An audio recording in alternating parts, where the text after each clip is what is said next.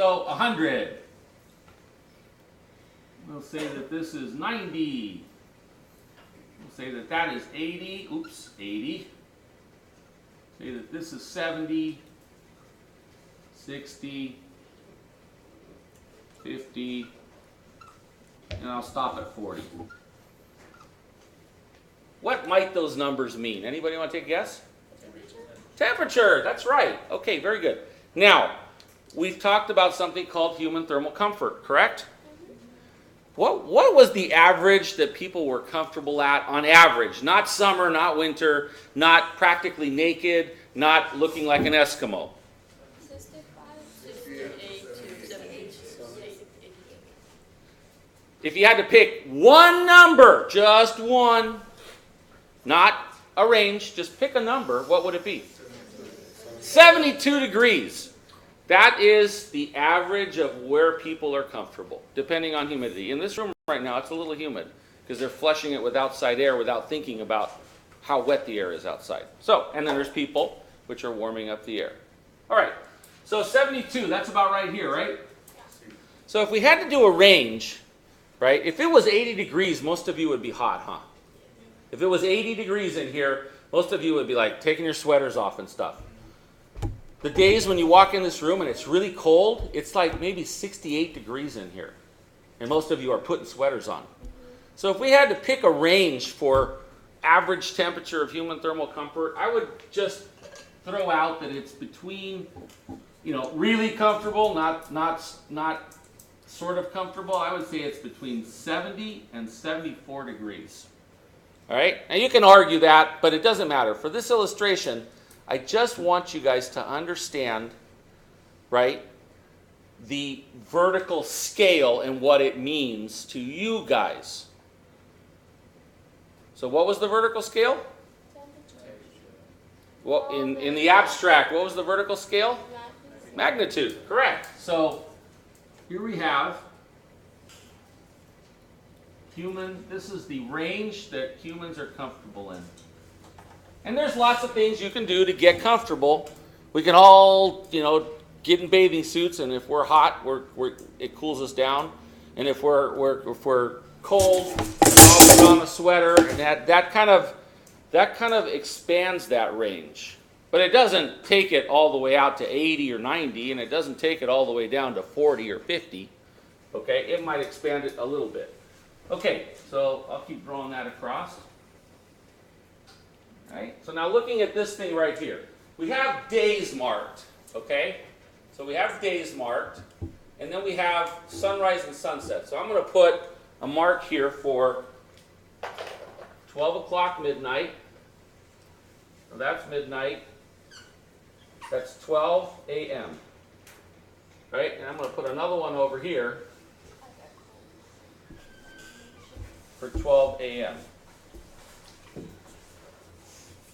That is one day. How many minutes am I at, Totomi? 3. Oh, good. Not too far. All right, so now let's take a look at this thing some more.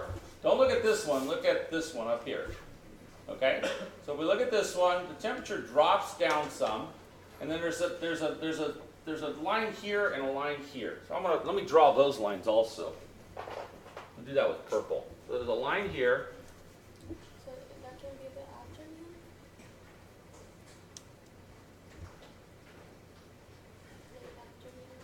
This is midnight, not afternoon. This is midnight. Oh no, I'm talking about that. Nope, this one is sunrise.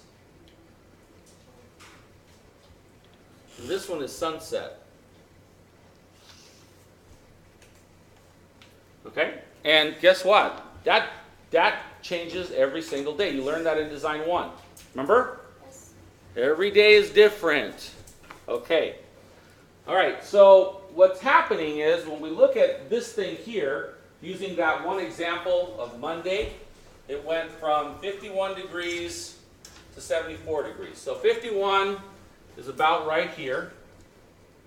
And that wasn't where it started. That's where it ended at sunrise, right? That was the lowest temperature. So it was actually more like up here. So it was going down, right? And then it went up to 74, which is up here. It's actually right, we're just where we're at. So it went up, peaked, and then it came down.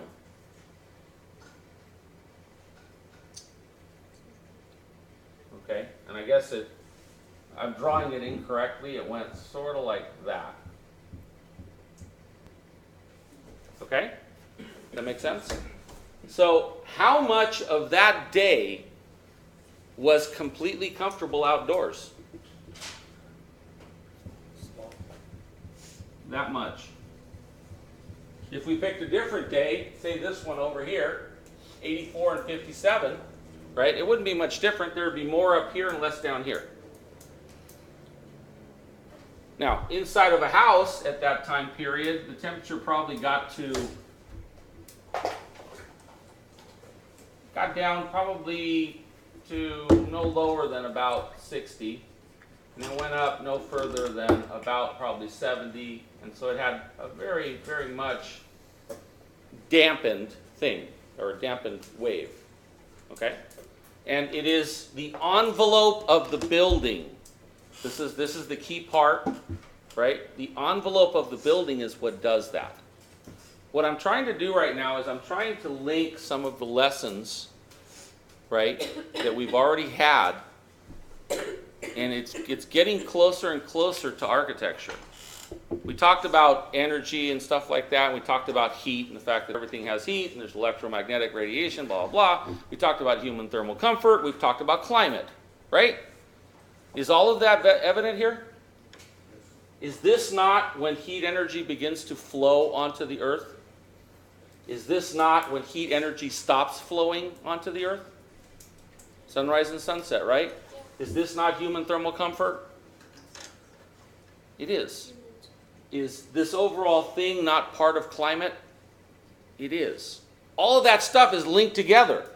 And this is the problem for architects, is that we have to know a little bit about a lot of stuff. So the only way you guys could thoroughly learn this thing is to take several physics classes, take a biology class, take a